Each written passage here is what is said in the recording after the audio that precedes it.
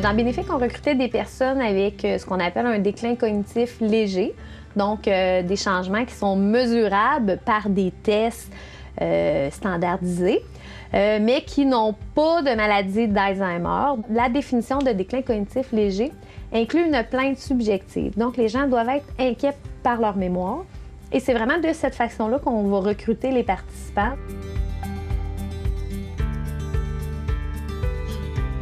Bien souvent, là, je pense que j'oublie le présent et non le passé. C'est ça que je suis en train de remarquer, là.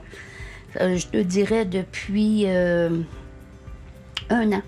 Oui, moi, c'est sûr que ça m'inquiète parce que mon père et ses 2 frères sont morts d'Alzheimer. Puis c'est sûr que je constate que, à un moment donné, j'oubliais de nommer, je n'étais pas capable de nommer les noms des personnes. Puis ça a commencé, j'avais, là, je dirais dans la quarantaine. Ça a commencé que je me souvenais pas des fois où j'avais mis ça. Oui, j'ai perdu quand même un peu de mémoire. Moi, avant, je retenais les mots longs de même, là, quand j'avais fait mon médical. Fait que là, les petits mots, ils viennent pas tout le temps. Fait que... Bien, c'est sûr que ça nous inquiète toujours, la maladie d'Alzheimer. On sait que c'est la maladie du siècle. Moi, personnellement, j'ai plus peur de l'Alzheimer que du cancer. C'est parce qu'il y a eu tellement d'Alzheimer dans ma famille, fait qu'on pense tout de suite à ça, là. Bien, souvent, c'est ça. Ça va être des gens qui vont dire « Moi, je commence à chercher mes mots. J'essaie de retrouver une anecdote, une date, une émission de télé que j'ai écoutée. » Alors, ils vont des petits détails comme ça qui ont l'impression qu'ils commencent à leur échapper. Souvent, ça va être leurs enfants, leurs conjoints qui vont leur dire, leur reprocher, qui commencent à oublier des détails ou à radoter, à répéter des anecdotes qu'ils vont avoir racontées. Donc, c'est beaucoup les mots, le langage, puis un petit peu le souvenir récent.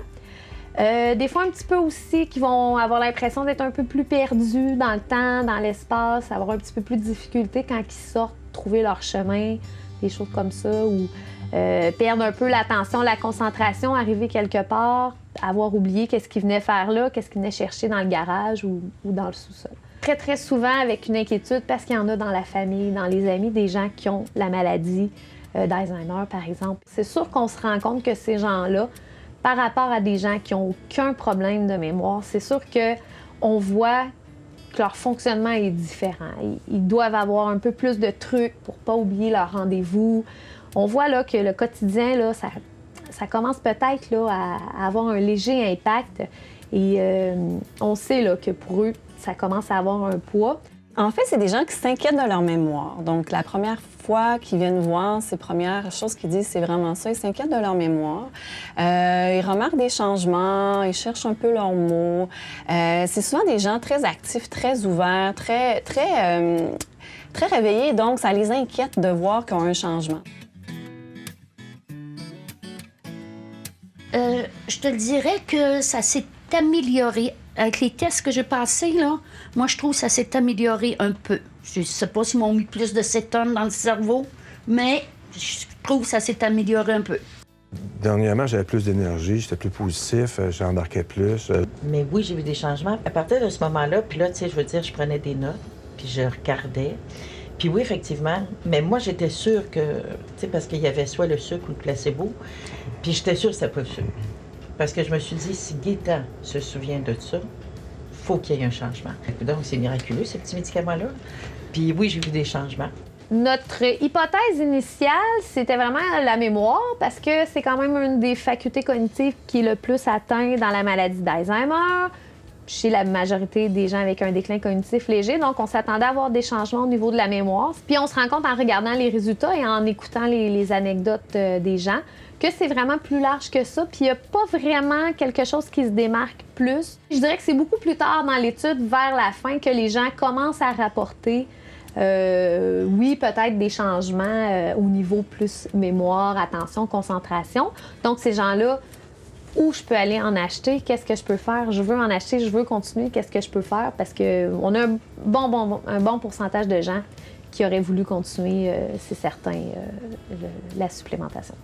À la fin, il y avait des gens qui me disaient qu'il y avait des améliorations au niveau de leur mémoire, que justement, les symptômes qu'ils retrouvaient au début de chercher leurs mots, bien ça faisait encore partie, mais que les mots arrivaient plus rapidement.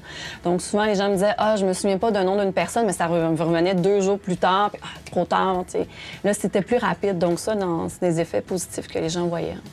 Il y a peut-être eu la facilité, je ne sais pas si c'est ça qui a donné ça, mais il y a eu la facilité de s'exprimer plus facilement. Puis si ça peut lui donner pour s'extérioriser, bien, c'est parfait.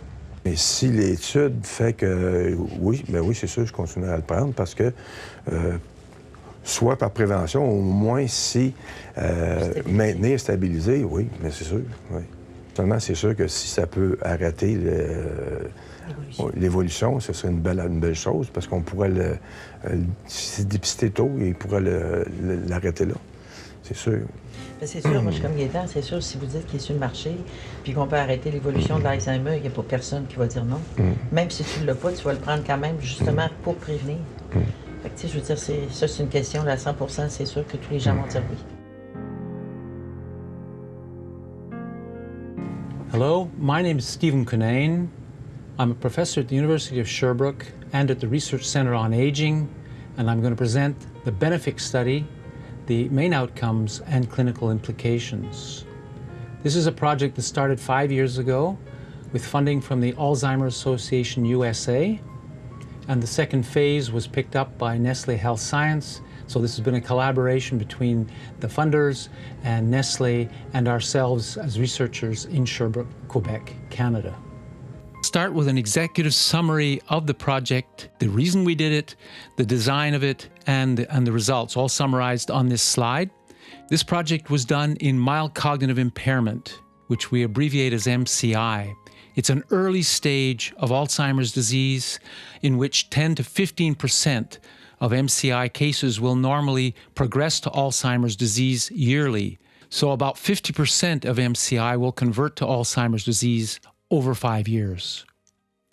Our hypothesis for the BENEFIC study was that ketones can rescue brain glucose deficit in mild cognitive impairment and improve cognition. That's because we think the glucose deficit is part of the problem in Alzheimer's disease, but this problem does not affect the utilization of the brain's second most important fuel, ketones. The third point is that the BENEFIC study was designed to compare MCT versus a placebo, so a randomized controlled trial.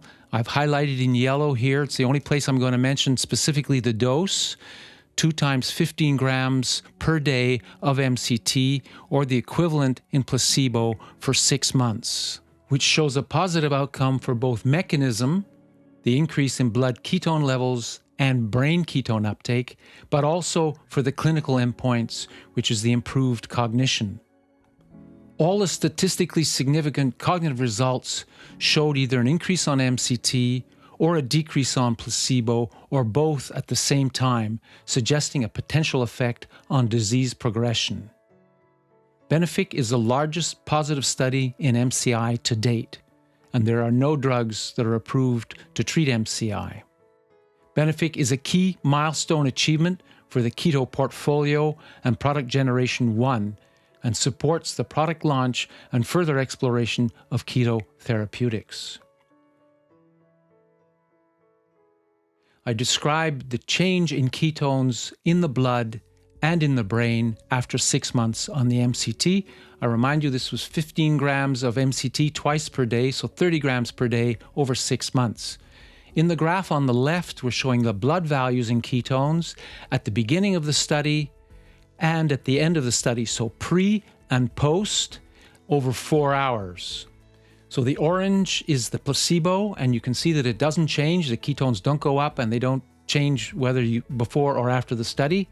And on the active treatment, which is the MCT, you can see that the white triangles are after the MCT treatment for 6 months. There's a slight increase, but it's not statistically different. So basically, the ketone response is preserved over 6 months.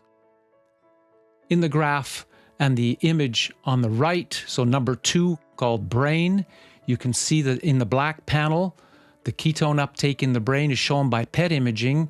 It's low before you start the study, and it increases on MCT, so it lights up with the yellow, orange, red color. but does not change on the placebo. So what was green before starting the placebo is still green afterwards, so there's no increase in ketones on the placebo. The graph on the right shows this numerically, and basically the values are the same before and after placebo with a low uptake as it is before you start the MCT, but it doubles, in fact goes up 2.3-fold the ketone uptake after the MCT treatment. So the most important results here are actually the secondary outcome, which is the cognitive results, and they're shown here on slide 4. There are 6 tests that are done, and they have subtests. So there's a lot of information on this slide. The first item is probably the most important one for both the evaluation of MCI and its conversion to Alzheimer's disease. It involves a memory test. It's called the Free and Cued Recall Test. And that shows a significant improvement in the number of words that are recalled on the MCT compared to the placebo, as shown in the column on the right in blue. The other tests were of episodic memory as well, processing speed as you move to number 3, the trail-making test, the Stroop test, which measures executive function, the verbal fluency test, and the Boston naming test. Of those, part of the trail-making test showed an improvement on MCT, so that's the test number 3, with fewer errors on MCT, but more errors on the placebo.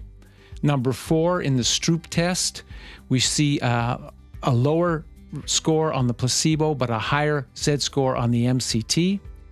The 5th test, the verbal fluency test, is showing 1 fewer words recalled on the placebo, but 2 more words recalled by MCT.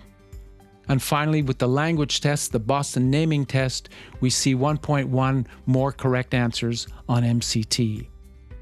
I repeat that the values shown in the pale blue are all highly statistically significant and probably clinically significant as well. Benefic is also the longest such trial to date at 6 months. It demonstrates efficacy of the ketones. It demonstrates safety of the MCT treatment.